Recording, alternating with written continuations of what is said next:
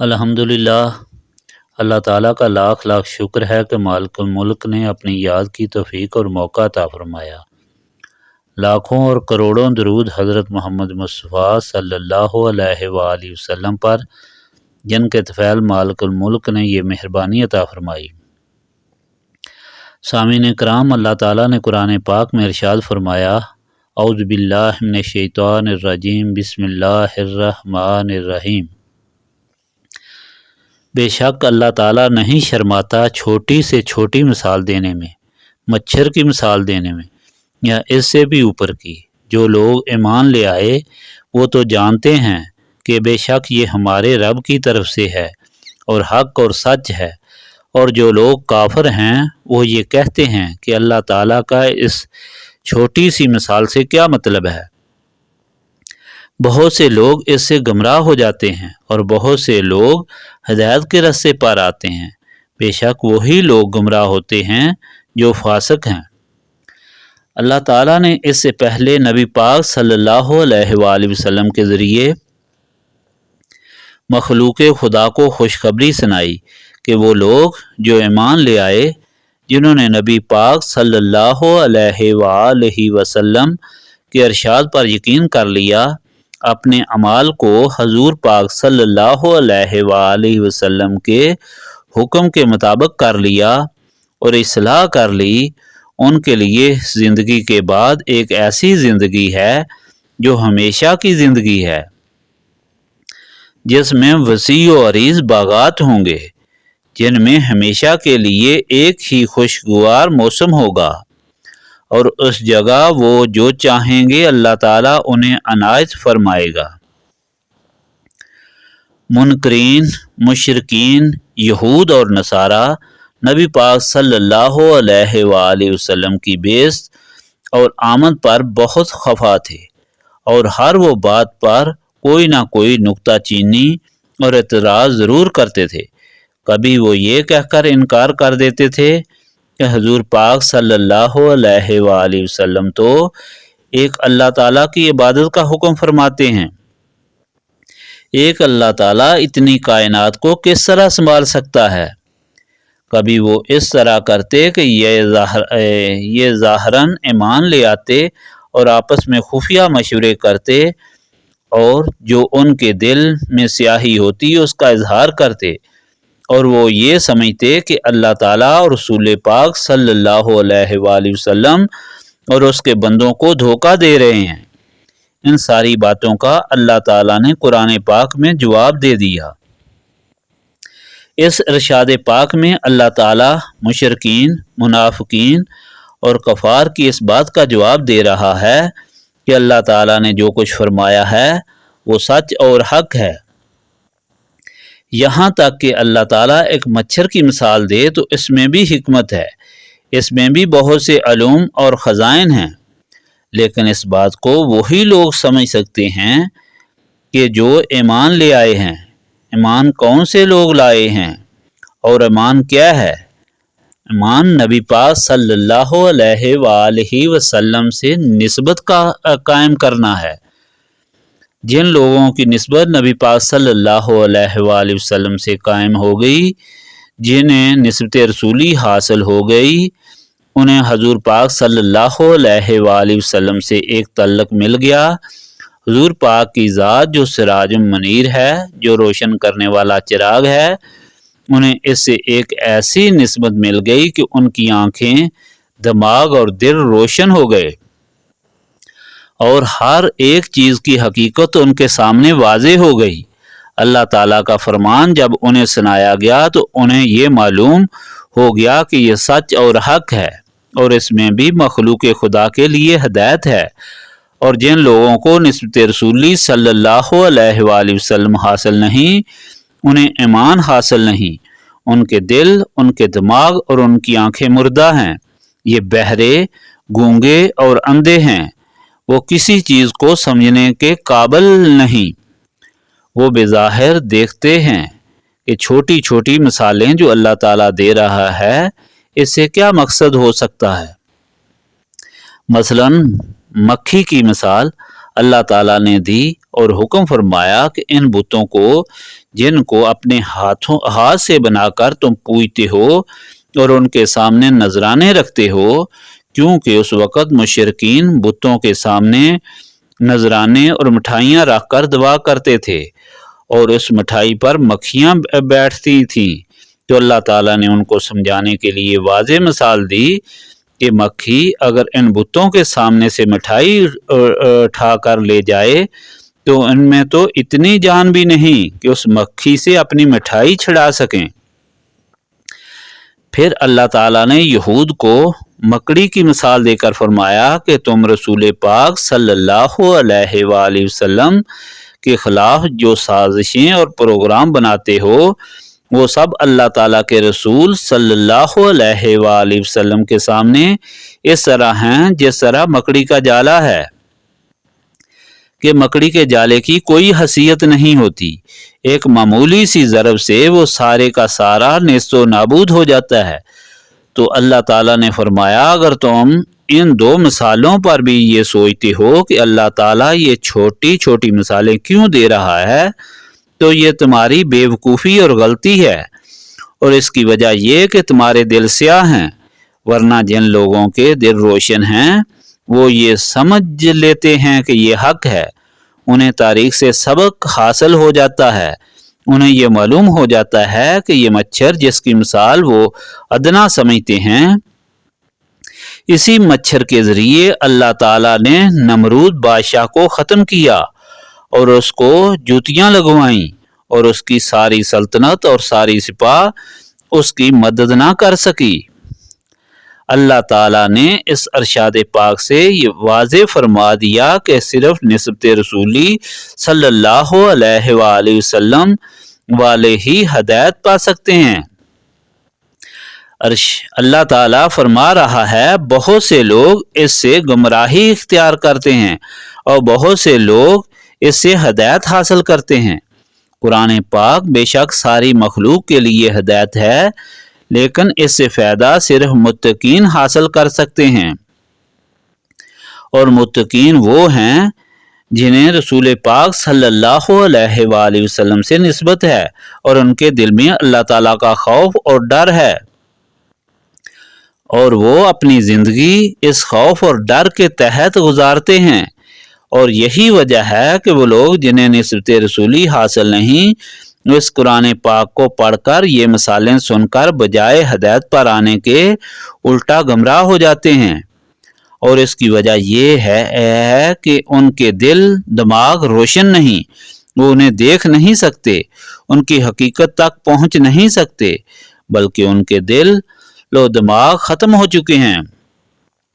نبی پاک صلی اللہ علیہ وآلہ وسلم کو اللہ تعالیٰ نے حکم فرمایا اور آپ صلی اللہ علیہ وآلہ وسلم دیکھ رہے ہیں کہ آپ کو دیکھتے ہیں لیکن انہیں نظر ہی کچھ نہیں آتا۔ بظاہر کفار نبی پاک صلی اللہ علیہ وآلہ وسلم کا دیدار کر رہے تھے، تو اللہ تعالیٰ فرما رہا ہے کہ یہ دیدار تو کر رہے ہیں، حضور صلی اللہ علیہ وآلہ وسلم کو دیکھ رہے ہیں، لیکن ان کی وہ آنکھ جو دیکھ کر کسی چیز کو سمجھتی ہے اور فیض حاصل کرتی ہے وہ ختم ہو چکی ہے۔ نسبت رسولی صلی اللہ علیہ وآلہ وسلم نہ ہونے سے جس کی مثال اس طرح ہے کہ جس بلب کا تعلق پاور ہاؤس کے ساتھ نہ ہو اس میں اندھیرا ہی اندھیرا ہوتا ہے اور وہ روشنی نہیں کر سکتا، اگرچہ وہ بلب اپنی جگہ پر پابست ہوتا ہے، اور اگر اس کا تعلق پاور ہاؤس سے ہو، اس میں بجلی آ رہی ہو تو بلب خود بھی روشن ہو جاتا ہے اور سارا ماحول بھی روشن ہو جاتا ہے، اور ہر آدمی کو یہ دکھائی دیتا ہے کہ کس جگہ گڑھا ہے، کس جگہ کانٹا ہے اور کس جگہ دیوار ہے، اور وہ صحیح راستے پر چل کر منزل مقصود پر پہنچ سکتا ہے۔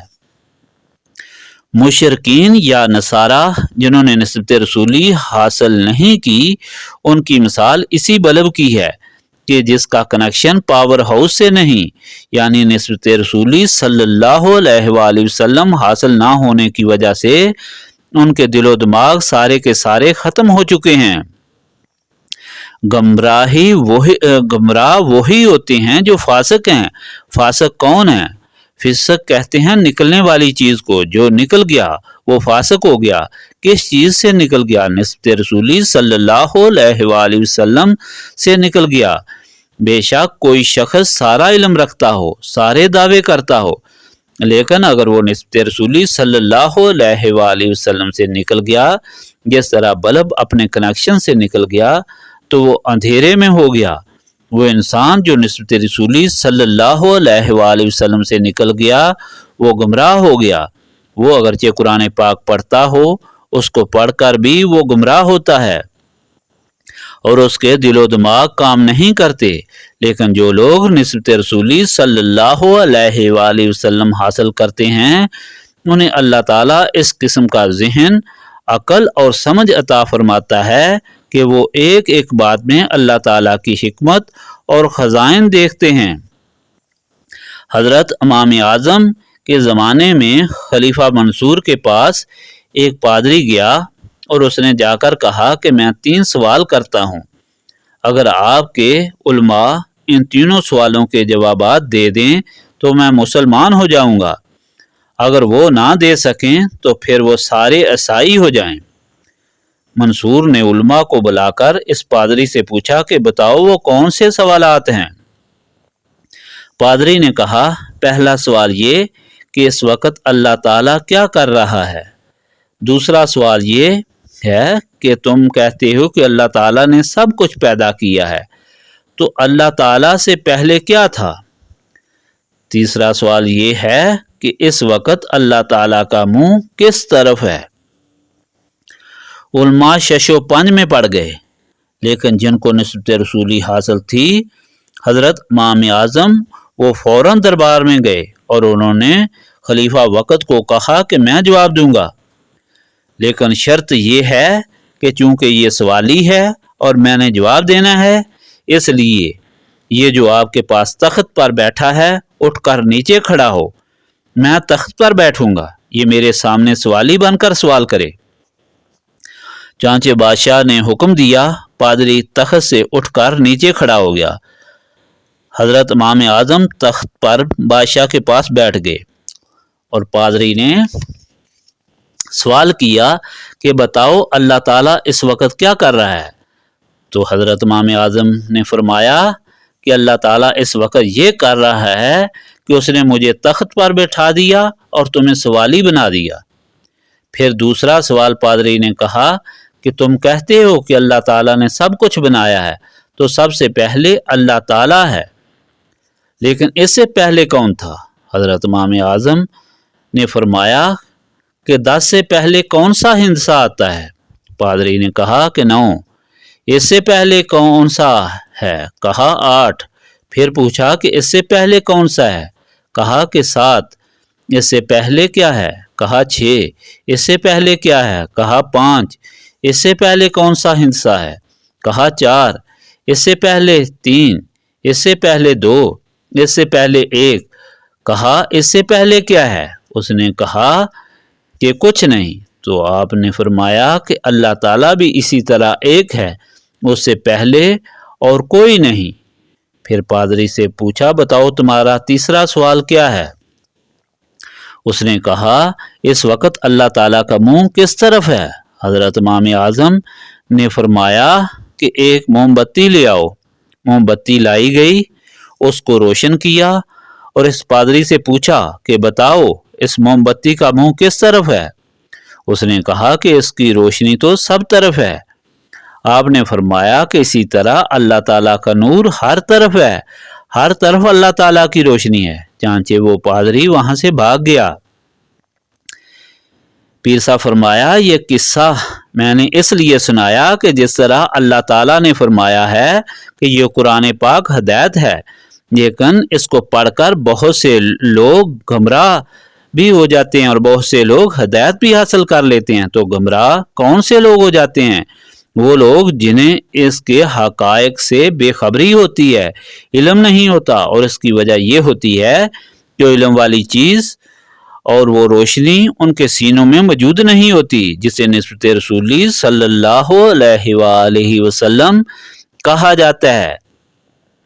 اس لیے صحیح اور سچا مسلمان بننے کے لیے، اللہ تعالیٰ کا صحیح بندہ بننے کے لیے، اللہ تعالیٰ کے قرآن پاک کو سمجھنے اور اس سے فائدہ حاصل کرنے کے لیے ضروری ہے کہ سب سے پہلے نسبت رسولی صلی اللہ علیہ وآلہ وسلم حاصل کی جائے، نبی پاک صلی اللہ علیہ وآلہ وسلم کی غلامی اختیار کی جائے، ایسی نسبت حاصل کی جائے جس سے معلوم ہو جائے کہ جو کچھ اللہ تعالیٰ کا رسول صلی اللہ علیہ وآلہ وسلم فرما رہا ہے وہی اللہ تعالیٰ کا فرمان ہے اور بالکل سچ اور برحق ہے۔ اللہ تعالیٰ کا فرمان کیا ہے؟ اللہ تعالیٰ کا فرمان نبی پاک صلی اللہ علیہ وآلہ وسلم نے سنایا۔ اللہ تعالیٰ نے خود آواز دے کر کسی کو نہیں سنایا، نہ لاؤڈ سپیکر کے ذریعے سنایا، جو کچھ مخلوق تک پہنچایا وہ نبی پاک صلی اللہ علیہ وآلہ وسلم کے ذریعے پہنچایا۔ تو جو نبی پاک صلی اللہ علیہ وآلہ وسلم نے فرمایا وہ اللہ تعالیٰ کا فرمان ہے اور اس پر شک کرنے والا مسلمان نہیں، اس پر شک وہ کرتا ہے جسے حضور پاک صلی اللہ علیہ وآلہ وسلم کی غلامی حاصل نہیں ہوتی۔ اس طرح نبی پاک صلی اللہ علیہ وآلہ وسلم کے غلام جنہیں اللہ تعالیٰ نے ہدایت کا ذریعہ بنایا ہے، وہ لوگ جن سے تعلق رکھتے ہیں اور نسبت رسولی صلی اللہ علیہ وآلہ وسلم حاصل کرنا چاہتے ہیں، جب تک وہ من و عن یقین نہ رکھیں کہ جو کچھ ہمارا رب ہمیں فرما رہا ہے اسی میں سچ ہے، اسی میں بہتری، اسی میں اچھائی ہے، تب تک وہ کبھی فائدہ نہیں اٹھا سکتے۔ اگر وہ اپنی عقل استعمال کریں یا اپنے رہبر کی باتوں پر شک کرنا شروع کر دیں کہ یہ بات تو اس طرح نہیں ہو سکتی، تو وہ فوراً شیطان کے قبضے میں چلے جاتے ہیں اور شیطان انہیں گمراہ کر کے اللہ تعالیٰ سے دور لے جاتا ہے۔ لیکن جنہیں نسبت رسولی صلی اللہ علیہ وآلہ وسلم حاصل ہوتی ہے وہ اپنے مرشد سے ایسا تعلق پیدا کر لیتے ہیں کہ جو مرشد کے سینے میں ہے وہاں ان کے سینے میں ہوتا ہے، اور مرشد کے سینے میں وہی ہوتا ہے جو نبی پاک صلی اللہ علیہ وآلہ وسلم کے سینے میں ہے، جو اللہ تعالیٰ کے انوار و تجلیات ہیں، تو ان کا خدا تعالیٰ سے تعلق قائم ہو جاتا ہے اور ان کے دل و دماغ میں ہر بات روشن ہو جاتی ہے، جو انہیں حکم ہوتا ہے اسی پر عمل کرتے ہیں، اسی پر زندگی گزارتے ہیں، اور اسی طرح وہ کامران ہو کر خدا کے بندوں میں شامل ہوتے ہیں۔ نسبت رسولی صلی اللہ علیہ وآلہ وسلم حاصل کرنے کے لیے اور ان شکوک و شبہات سے پاک ہونے کے لیے یہ ضروری ہے کہ انسان اللہ تعالیٰ کی یاد کرے، تاکہ نفسانی اور شیطانی خواہشات کی وجہ سے جو سینے میں زنگ و سیاہی پیدا ہو جاتی ہے، جو شکوک و شبہات کا ذریعہ ہے، وہ دور ہو جائے۔ زنگ و سیاہی ختم ہونے سے سینہ صاف ہو جاتے ہیں، پھر اللہ تعالیٰ اپنے فضل و کرم سے نسبت رسولی صلی اللہ علیہ وآلہ وسلم کی دولت کو سینوں میں رکھتا ہے اور انسان صراط مستقیم پر چل کر اپنی مراد کو حاصل کرتا ہے۔ پیر صاحب فرمایا یہ محفل اسی غرض و غایت کے لیے ہے کہ جو لوگ اللہ تعالیٰ کی یاد اس خلوص اور یقین کے ساتھ کریں کہ ان کے دل صاف ہو جائیں، اور پھر اجتماعی طور پر نسبت رسولی صلی اللہ علیہ وآلہ وسلم کے لیے دعا کریں اور اللہ تعالیٰ کی یہ عنایت انہیں حاصل ہو، اور پھر انہیں دنیا اور آخرت میں فرق اور امتیاز معلوم ہو جائے، ان کے سامنے ساری دنیا کی قیمت اللہ تعالیٰ کی محبت کے مقابلے میں کوئی حیثیت نہ رکھے، اور وہ لوگ سچے اور صحیح مسلمان ہو کر یہاں سے لوٹیں۔ اللہ تعالیٰ نے آپ لوگوں کو جو اپنی مہربانی سے نوازا ہے، اس کا تقاضا ہے کہ آپ اس یقین، اس محبت اور اس خلوص کے ساتھ اللہ تعالیٰ کے ان پاک ناموں کا ورد کریں۔ استغفر اللہ العظیم الذی لا الہ الا هو الحی القیوم واتوب الیہ۔ استغفر اللہ العظیم الذی لا الہ الا هو الحی القیوم واتوب الیہ۔ استغفر اللہ العظیم الذی لا الہ الا هو الحی القیوم واتوب الیہ۔